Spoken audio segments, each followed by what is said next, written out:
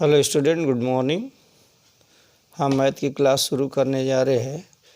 तो आज जो है एक्सरसाइज 15.2 के हम क्वेश्चन बताएंगे। उसमें जो फार्मूला यूज करना है वह एक असतत बारंबारता बंटन का मानक विचलन। ठीक है ना, यही आपको आर्टिकल बताना है। आर्टिकल क्या है कि एक असतत मतलब डिसकंटिन्यूअस हो बारंबारता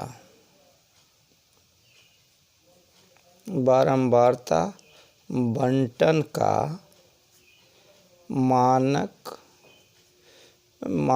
विचलन। ठीक है, यही है एक असतत बारंबारता बंटन का मानक विचलन।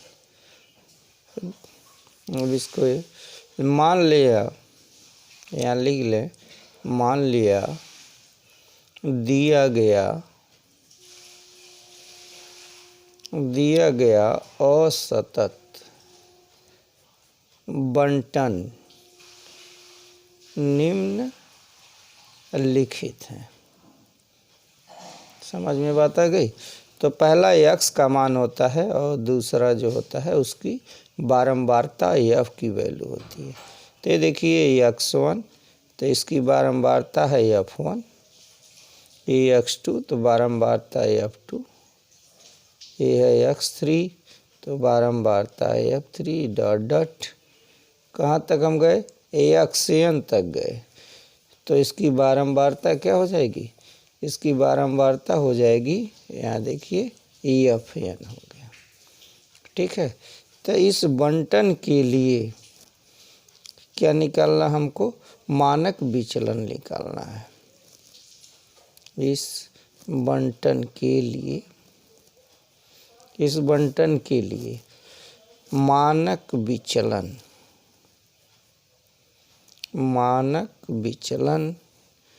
इक्वल टू, और इसको हम सिग्मा से डिनोट करते हैं ऐसे, इक्वल टू 1/N। ठीक है, summation i equal to 1 to n AFI AXI minus AX bar का होल स्क्वायर किस में होगा? ए अंडर रूट में होगा। अगर प्रसरण निकालना होता है तो जो ये सिग्मा की वैल्यू है ये सिग्मा स्क्वायर हो जाती है। तो सिग्मा स्क्वायर हो जाएगी तो क्या हो जाएगा? ये कर्ड़ी हट जाएगी। तो याद कर लीजिए मानक विचलन 1/n समेसन i बराबर 1 to लेकर के n तक AFI XI minus X bar का होल स्क्वायर। ठीक है ना, ये देखिए क्या है? असतत बारंबारता बंटन का मानक विचलन। ठीक है ना। अगर अब दूसरा क्या होगा? अब सतत रहेगा तो उसका मानक विचलन क्या होगा? तो अब दूसरा फार्मूला देख लीजिए, ये बुक में देख लीजिए, यहाँ पे दिया हुआ है। यहाँ देखिए पहला है, यहाँ पे देखिए यहाँ लिखा है एक असतत बारंबारता बंटन का मानक विचलन है। ठीक है ना, यहाँ देखिए x, तो x1 x2 x3 x dot dot dot xn है। इसकी फ्रीक्वेंसी जो है f1 f2 f3 dot dot fn है। तो इस बंटन के लिए मानक विचलन सिग्मा 1/n i बराबर 1 to n FI XI minus X bar का होल स्क्वायर, ये हो गया। एक इसके लिए ये याद रखना असतत बारंबारता बंटन के लिए। ठीक है ना। अब दूसरा देखिए सतत के लिए क्या होगा? सेकंड देखिए यहाँ लिखा है कि एक असतत बारंबारता बंटन का मानक विचलन। तो ये आर्टिकल नंबर ये है, आर्टिकल ले सकते हैं इसको। दूसरा लिखेंगे एक सतत बारंबारता बंटन का मानक विचलन।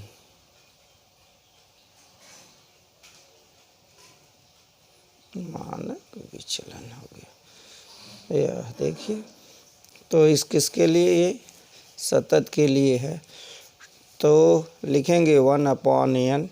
देखिए यहाँ पर सिग्मा अंडर रूट में 1/n समेशन i = 1 to लेकर के n तक fi axi minus ax bar का होल स्क्वायर। ये पूरा क्या होगा, अंडर रूट में होगा, याद कर लीजिए। ठीक है, तो ये सतत हो गया, ये असत होगा। दोनों फार्मूला सेम होता है, लेकिन कंटिन्यूअस रहेगा तब भी और डिसकंटिन्यूअस रहेगा तब भी हम इसी फार्मूले का यूज करेंगे। ठीक है ना। तो मानक विचलन के लिए एक अन्य सूत्र भी दिया हुआ है बुक में, आप देखिए यहाँ मानक विचलन के लिए एक अन्य सूत्र दिया हुआ है। तो अन्य सूत्र भी हम यहाँ आपको दिखा दे रहे हैं, वो याद कर लीजिएगा। यहाँ देखिए मानक विचलन इक्वल टू, तीसरा फार्मूला ये है, लिखेंगे मानक विचलन sigma equal to 1/n under root में n summation i = 1 to n तक f axi का स्क्वायर हो गया माइनस, देखिए summation i to n, i = 1 to n fi axi दिया, fi axi का यहाँ देखिए होल स्क्वायर दिया हुआ है दोनों का, तो इसका हम होल स्क्वायर कर देंगे, यहाँ ले लेंगे अंडर रूट में। ठीक है ना। तो ये देखिए, ये फार्मूले का यूज करें या इसका करें या इसका करें, तो हम इसमें किसी भी फार्मूले का यूज हम कर सकते हैं। एक फार्मूला आएगा डी में आएगा, डी मान के करते हैं तो भी दूसरा फार्मूला हो। अभी हम इस पर एक्सरसाइज का क्वेश्चन बता रहे हैं, इसका दूसरा फार्मूला भी है, अभी उसको लिखेंगे क्वेश्चन में, तो आप देख लीजिएगा। एक्सरसाइज 15.2 क्वेश्चन नंबर है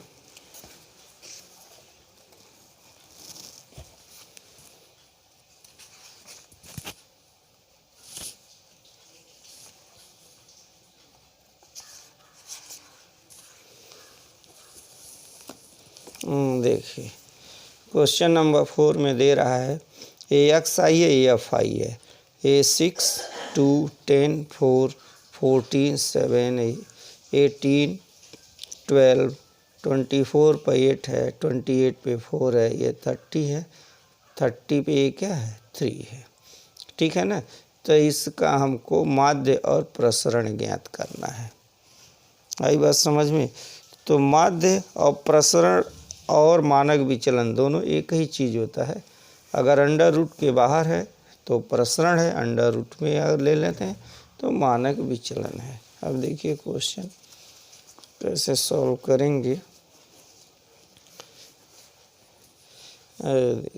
यहाँ पे दिया है axi और यहाँ पे दिया है fi, तो मान रख लीजिए यहाँ 6 है, 6 पे 2 है, 10 पर 4 है, 14 पर 7 है, 18 पर देखिए 18 पर 12 है, 18 पे 12 और 24 पर देखिए 24 पर 8। दूसरा है 28 पर 4, 28 पर 4 है और 30 पर 3 है, यहाँ 30 पर हो गया 3 हो गया। ठीक है, यह आप देखिए क्या अब हम इसमें दो विधियों का यूज कर सकते हैं। पहला आप प्रत्यक्ष विधि जानते हैं। प्रत्यक्ष विधि में क्या होता है, यहाँ एफ आई इंटू एक्स आई का मल्टीप्लाई कर देते हैं, तो ये क्या कौन सी विधि हो जाएगी, प्रत्यक्ष विधि से माध्य निकाल लेंगे, लेकिन हम यहाँ कल्पित माध्य का प्रयोग करेंगे। आई बात समझ में। तो कल्पित माध्य और इसका प्रत्यक्ष विधि दोनों में थोड़ा सा अंतर क्वेश्चन का आता है। इसमें हम निकालते हैं डी आई, डी आई बराबर होगा एक्स आई माइनस ए क्या है, ए इसका कल्पित माध्य है। सही बात समझ में। तो हम इसका कल्पित माध्य देखिए यहाँ पे लिखा है 6 है, ये पूरा अगर हम इसको योग करते हैं तो ये आएगा कितना, यहाँ देखिए 2 6 हो गया और 6 और ये 18 हो गया और 7 18 25 हो गया, 25 और 8 33 हो गया, 33 4 37 हो गया, 37 हो गया, ये 40 हो गया। ए एन इक्वल टू यहाँ पे इसका योग कर दें, एन इक्वल टू कितना हो गया 40 हो गया। आई बात समझ में। तो लगभग इसके बीच का होता है। तो अगर 40 लिखा है तो हम लिख लेते हैं माना कि कल्पित माध्य इक्वल टू 20 हम मान लेते हैं। ठीक है ना, 1 2 3 4 5 6 7 दिया हुआ है। ठीक, तो ये है आप निकाल दिए। अब डी आई बराबर एक्स आई माइनस, हम कितना इसमें से 20 माइनस करेंगे, किसमें 6, यहाँ 10 14 18 24 28 और 30, क्या इसमें से सब में से हम 20 माइनस कर दें, 20 minus 20 minus 20 minus 20 equal to, ये देखिए कितना होगा, इसमें से 6 में से ये घटाएंगे 20 में से तो -14 बचेगा, यहाँ -10 बचेगा और यहाँ पे ये कितना बचेगा -6 बचेगा और यहाँ -2 बचेगा, यहाँ पर +4 बचेगा और यहाँ पर 8 बचेगा +8 और यहाँ पे 10 बचेगा, यहाँ देखिए 10 बचेगा। तो ये किसका वैल्यू निकल गया, डी आई की वैल्यू निकल गई यहाँ पर। अब आगे हम क्या कर लें, F I into D I, इन दोनों का मल्टीप्लाई करके यहाँ लिख सकते, यहाँ लिखेंगे हम एफ आई इंटू डी आई, फिर एक लाइन और खींच लेंगे तो क्या लिख देंगे, एफ आई और डी आई का स्क्वायर लिख देंगे यहाँ। ये डी वाई का स्क्वायर का मतलब हुआ F I D I into यहाँ डी आई, से इस तरह से लिख सकते हैं। ठीक है ना। तो F I into D I, इन दोनों का 2 में मल्टीप्लाई किसका करेंगे, 14 का करेंगे तो कितना होगा -28 हो गया। उसके बाद 4 का किस में करेंगे, 10 में करेंगे, -10 में करेंगे तो ये हुआ 40 हो गया। 6, फिर इसका मल्टीप्लाई इसके साथ कर देंगे तो -42 हो गया। ठीक है, और 12 दूना 24 हो गया, -24 हो गया। ठीक, 8 चौका 32 हो गया, 32 हो गया, फिर 8 चौका 32 हो गया। ठीक, ये 30 हो जाएगा, ये देखिए ये 30 हो गया। समझ में बात आ गई। अब देखिए इसमें माइनस कितने हैं प्लस कितने हैं, ये देखिए माइनस 28 2 30 4 34 हो गया। ठीक है ना, यहाँ पर हम ऐड कर लेते हैं -28 40 42 24, ये सब ये माइनस वाला है तो होगा 8 2 10 4 14, 4 हो गया, हासिल 1 हो गया। यहाँ होगा 2 और 4 6 हो गया, 6 4 10 10 2 12 12 1 कितना हो गया 13 हो गया, 134 माइनस हो गया। अब प्लस वाला देख लो, यहाँ 32 64 हो गया, 30 यहाँ 4 हो गया, यहाँ 9 हो गया। इसमें से आप इसको माइनस कर दीजिए, 94 माइनस कर लें, ये प्लस है ये माइनस है तो ये 0 हो गया, और इसमें ये 4 बचेगा, 13 में से 9 घटा देंगे 4 बचेगा, तो ये -40 बचेगा। तो यहाँ पर हम लिख सकते हैं क्या, समेसन FIDI इक्वल टू -40 हो गया, ठीक है ना, -40 हो गया। अब देखिए किसमें हमको FI इंटू DI, अब हमको मल्टीप्लाई किस में करना है, अब इसका मल्टीप्लाई 28 में, देखिए यहाँ लिखें FIDI का स्क्वायर, ये DI है, ये तो है ही है, इसमें हमको DI इसका मल्टीप्लाई करना है। तो देख लीजिए 14 में मल्टीप्लाई करेंगे 28 से, तो हो गया 28 14, देखिए 4/32 2 3 होगा, और 8 दूनी 4 दूना 8, 8 3 11 होगा, ये हुआ 8, ये हुआ 2, तो ये कितना होगा, ये देखिए 2 हो गया, और 9 हो गया, ये 3 हो गया, 392 होगा। तो यहाँ मल्टीप्लाई करेंगे होगा 392 होगा, और दोनों माइनस माइनस प्लस हो गए। 10 में 40 का मल्टीप्लाई करें तो ये क्या होगा, 400 हो गया, ठीक है। इसमें 6 दूना 12 2 हो गया, हासिल 1 हो, अच्छा चौका 24 1 25 हो गया, तो प्लस हो जाएंगे, 24 दूना 48 हो गया, 48 हो गया।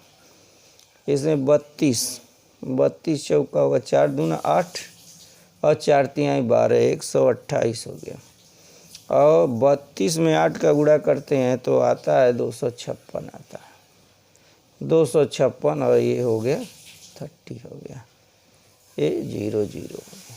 अब इसको हम क्या कर लें, ऐड कर लेते हैं, ऐड कर लेंगे तो कहाँ से कहाँ तक है, I बराबर 1 to ले करके 40 तक है। इसका जब हम ऐड करेंगे तो ये देखिए कितना होगा, 2 और 2 4 8 12 12 8 20 6 26, यहाँ 6 हो गया, हासिल 2 हो गया, तो ये हुआ 9 9 5 14 14 4 18 2 20 20 5 25 25 2 27 7 हो गया, हासिल फिर 2 हो गया, तो 3 2 5 1 6 और 6, यहाँ देखिए तीसरे नंबर पर, तो होगा 3 2 5 1 6 6 और 2 6 2 8 8 4 12 12 3 12 3 15 और 2 17 हो गए, ये देखिए ये आ गया। अब इसका हम क्या निकाल देंगे, इसका हम माध्य निकाल देंगे, आई बात समझ में। तो यहाँ लिखेंगे माध्य, माध्य इक्वल टू होगा A plus summation I equal to 1 to ले करके कहाँ तक है, 40 तक है, FI, और ये हुआ DI अपॉन टोटल का AN हो गया, इक्वल टू A का मान कितना हमने माना है, देखिए कल्पित मान 20 है, लिख देंगे 20 प्लस FIDI, ये देखिए यहाँ पे आया -40 आया, अपॉन नीचे क्या होगा, ये लिखा है देखिए n है, n का मतलब यहाँ देखिए लिखा है 40, यहाँ लिख देंगे 40 हो गया। अब ये कट गया तो -1 बचा, तो 20 में से 1 घटा देंगे तो कितना बचेगा, 19 बचेगा, ये हो गया इसका आंसर, ठीक। अब इसका देखिए क्या लिखते हैं फार्मूले में, प्रसरण हो गया सिग्मा स्क्वायर इक्वल टू, ये दूसरा फार्मूला हम लिख रहे हैं, इसी को बात n स्क्वायर यहाँ पर हो गया n, summation I equal to 1 to n FIDI का square minus summation I equal to 1 to n FI और DI का, ये पूरा क्या लिख देंगे, ये होल स्क्वायर हो गया, ये चीज़ इतना है। अब सबका मान यहाँ रख दीजिए, दिया ही है। आई बात समझ में। यहाँ क्या लिखेंगे, अब n स्क्वायर को अगर हम अंदर कर देते हैं तो देखिए एक n से n कट जाएगा, अपान n बचेगा यहाँ। तो लिखेंगे क्या, यहाँ देखिए n से कट जाएगा, तो summation i equal to 1 to n, तो AFI और DI का स्क्वायर अपान क्या, अपान कैपिटल N होगा। दूसरे में देखिए n स्क्वायर, इसमें हम कर देंगे तो ये टोटल के साथ माइनस समेसन i बराबर 1 to n AFI DI upon capital N का ऐसे पूरा होल स्क्वायर हो गया। ठीक है, अब इसका मान रख देंगे। इसका मान कितना आया है, देखिए यहाँ 1776 आया है, तो लिख देंगे 1776 बटे n का मान है 40 माइनस इसका वैल्यू है 40 अपान 40, ये माइनस के साथ है और ये हो गया होल स्क्वायर। इसका होल स्क्वायर करेंगे तो इसका जब हम भाग देंगे तो ये देखिए 4 चौका 16, 4 आएगा, 4 आएगा, फिर यहाँ 17 बचेगा, फिर 4 चौका 16, 4 आएगा और फिर 4 आएगा, कट जाएगा। लेकिन यहाँ ये 40 है तो एक अंक पे 0, ये दशमलव लगा देंगे, माइनस आए देखिए ये कट जाएगा, ये कट जाएगा तो क्या बचेगा, -1 का स्क्वायर, -1 का स्क्वायर इक्वल टू 4.4 आए, माइनस ये हो जाएगा, प्लस हो जाएगा लेकिन यहाँ पे माइनस ही रहेगा, -1 इक्वल टू होगा 43.4 होगा। ठीक है, हम दूसरे फार्मूले का भी यूज कर सकते हैं लेकिन ये सबसे ईजीएस्ट मेथड है। आई बात समझिए, काफ़ी इजी तरीक़ा से लगाया गया है। एक बार समझ लीजिए, ये फार्मूला दिया है प्रसरण, प्रसरण मतलब sigma square equal to 1 upon n square, n i बराबर 1 to लेकर के n तक, ये n है। ठीक है, FI DI का square, i equal to 1 to n FI DI का होल स्क्वायर। इसी फार्मूले का हमने यूज यहाँ किया हुआ है। DI हम जानते हैं XI माइनस C होता है, जहाँ A क्या है, यहाँ कल्पित माध्य। ठीक है, तो इसी तरह से सेम क्वेश्चन जो है क्वेश्चन नंबर 5 भी, तो उसको आप सॉल्व करें, अगर कहीं दिक्कत होती है तो बता दें। Okay student, thank you.